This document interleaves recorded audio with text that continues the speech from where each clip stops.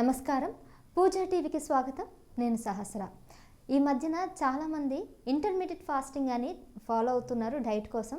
కానీ ఎప్పటి నుంచో మన పూర్వీకులు ఉపవాసాన్ని తీసుకొచ్చారు.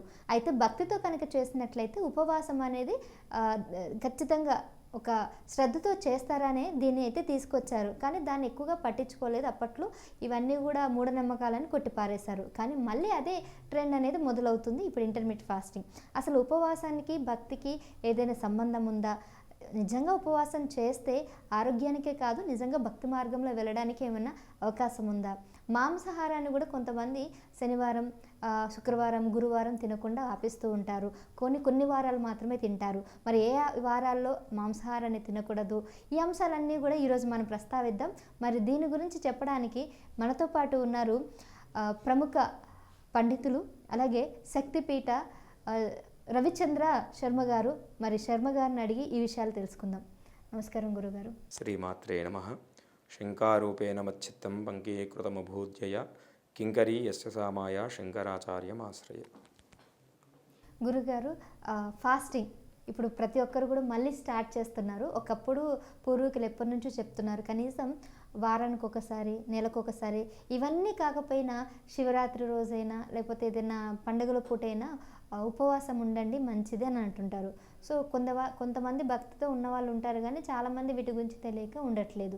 సో మరి ఉపవాసం అనేది కేవలం ఆరోగ్యం కోసమే నియమించబడిందా? దీని వెనుకన ఏదైనా భక్తి మార్గంకి వెళ్ళడానికి నియమించారంటారా? వాస్తవానికి ఉపవాసము అనంటే తినకుండా ఉండడము అని అర్థం కాదు.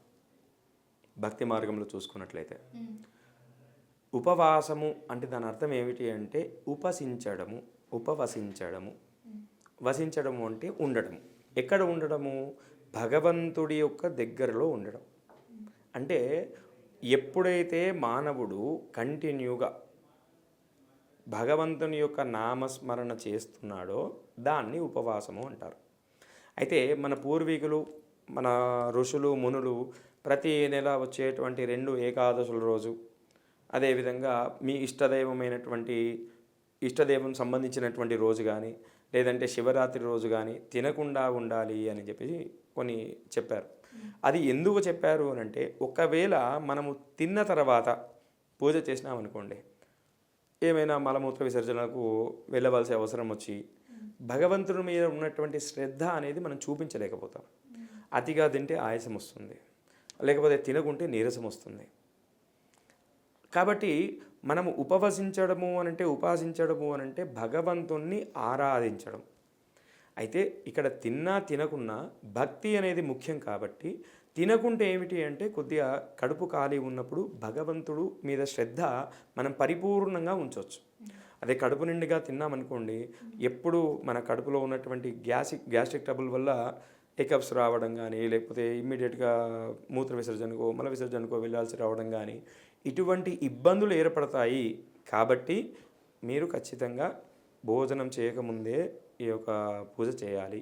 అదేవిధంగా మీరు ఉపవాసం చేస్తే మీ యొక్క భక్తి బాగుంటుంది. కాబట్టి ఉపవాసించి మీరు భగవంతుడి పూజ చేయండి అని చెప్పేసి మన ఋషులు చెప్పారు.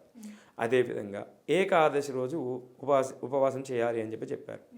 ఇది ఏంది అంటే ఆరోగ్యపరంగా ప్రతి 15 రోజులకోసారి మన లోపల ఉన్నటువంటి సైకిల్ని రీసైకిల్ చేయడం అన్నమాట.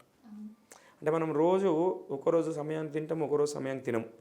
ఒకరోజు మనం తినాల్సిన పదార్థం మాత్రమే తింటాం, ఒకరోజు తినకూడని పదార్థాలు కూడా మనం తింటాం.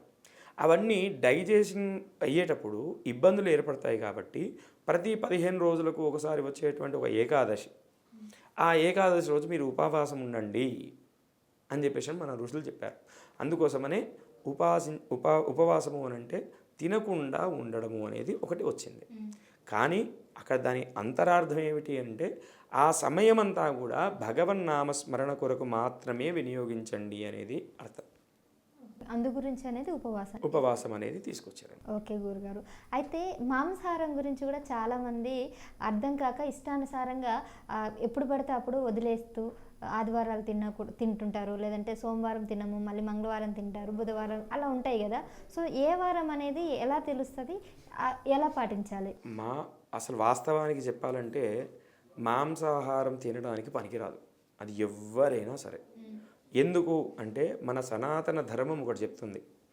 ఏమిటి అంటే ధర్మస్య విజయోస్తు అధర్మస్య నాశయోస్తు ప్రాణిషు సద్భావనోస్తు. అంటే ఈ ప్రపంచంలో ఉన్నటువంటి ప్రాణులందరి మీద మంచి భావన కలిగి ఉండండి.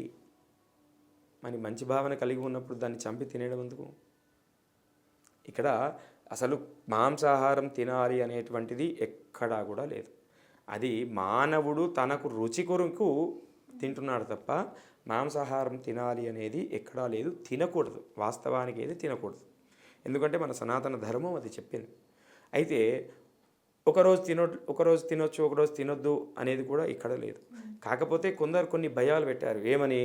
ఒకవేళ సోమవారం రోజు శివునికి సంబంధించినటువంటి రోజు, ఆ రోజున తింటే రుద్రుడిలాగా కోపం వస్తుంది కాబట్టి ఆ రోజున తినకండి. శుక్రవారం అమ్మవారికి సంబంధించినటువంటి రోజు, శనివారం ఆంజనేయ స్వామికి సంబంధించిన రోజు, ఈ రోజులు మాత్రం తినకండి అని. కానీ మన మన మన భారతీయులందరూ కూడా సూర్య భగవాను కొలుస్తుండే. ఇప్పుడు ఈ రోజుల్లో మనం చూసుకున్నట్లయితే మన ప్రపంచంలో ఉన్నటువంటి పెద్ద పెద్ద కంపెనీస్కి సంబంధించిన సీఈఓస్ దాదాపు ఒక 90% మన ఇండియన్సే ఉన్నారు. Irrespective of caste and religion ఇండియన్సే ఉన్నారు. ఎందుకు అంటే వారందరూ కూడా సూర్యారాధన ఎక్కువ చేస్తుండే. ఇప్పుడు ఏం చేస్తున్నారు అంటే ఆ విషయాన్ని అంతా కూడా మర్చిపోయారు మన ఈ జనరేషన్ వాళ్ళు. ఇంతకుముందు జనరేషన్స్ అంటే 70s, 80sలో కంప్లీట్ చేసినటువంటి డిగ్రీ కంప్లీట్ చేసినటువంటి వాళ్ళందరూ కూడా మంచి మంచి పొజిషన్లో ఉన్నారు. ఎందుకు అని అంటే వాళ్ళు ఈ నాన్ వెజ్ ఇట్లాంటి ఏం తినకపోతుంది. మన వాళ్ళు ఏంటంటే సండేస్ స్పెషల్గా ఆ రోజు ఎంజాయ్ డే అని చెప్పేసి ఆ రోజు నాన్ వెజ్ తినడం ఇటువంటిది ప్రారంభం చేశారు. కాబట్టి ఎవ్వరు కూడా నాన్ వెజ్ అనేది తినకూడదు. ఈ వీడియో చూస్తున్న వాళ్ళైనా కనీసం ఇప్పటి నుండి మారుతారు అని ఆశిస్తూ సర్వే జనాః సుఖినో భవంతు. అవును గురుగారు, నేను కూడా గమనించాను. శాకాహారులందరూ కూడా చాలామంది గొప్ప వాళ్ళే ఉన్నారు. అంటే గొప్ప వాళ్ళందరూ శాకాహారులు కాకపోయినా కానీ శాకాహారులు అంటే కొంతమంది ఎవరైతే మీరు చెప్పిన ఎగ్జాంపుల్స్ ఎవరైతే ఉన్నారో వాళ్ళందరూ కూడా నాన్ వెజ్ తినకుండా వెజిటేరియన్స్ అయ్యడం నేను గమనించాను. సో దానికి ఏదర్ మీరు అన్నట్టు శ్రద్ధ, ఏకాగ్రత, లేదంటే భగవంతుని ఆశీర్వాదం అన్నీ కూడా కలిగి ఉండొచ్చు అంటారు. ఖచ్చితంగా.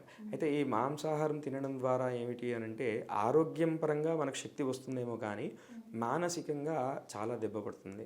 మీరు గమనించినట్లయితే ఎక్కువ మటుకు మతిమరుపు రావడము, చేసిన పనినే ఒక 10 times రిపీట్ చేయడము, ఇటువంటి పరిస్థితి ఏర్పడేటువంటి అవకాశం ఎక్కువగా ఉంటుంది. అయితే వారు ఉన్నటువంటి ప్రారంధ కర్మానుసారంగా ఉంటుంది కానీ మాంసాహారం తినకపోవడము అనేది చాలా మంచిది. అవును, థ్యాంక్ యూ అండి. శుభమస్తు. సో నిజంగానే గురుగారు చెప్పినట్టు ఉపవాసాలు అనేవి అది కూడా ఆరోగ్యానికి చాలా మంచిది. ఉపవాసం అనేది మీ ఇష్టం, అది వారానికి ఒకసారి కానీ లేదా పక్షానికి ఒకసారి కానీ కనీసం నెలకు ఒకసారి అయినా చేస్తే మన దేహాన్ని శుద్ధి చేయడానికి వీలుగా ఉంటుంది. ఇక వీటితో పాటు గురుగారు చెప్పినట్టు అందరూ శాకాహారులుగా మారితే మీకు మంచి భవిష్యత్తు, అంటే మీరు ఏదైతే అనుకుంటారో అది సాధించడానికి ఇది కూడా చాలా తోడ్పడుతుందని అయితే తెలుస్తుంది. సో మరి ఇంకా ఇలాంటివి ఏమైనా డౌట్స్ ఉంటే కింద డెఫినెట్గా అడగండి, మళ్ళీ కలుద్దాం. Thank you.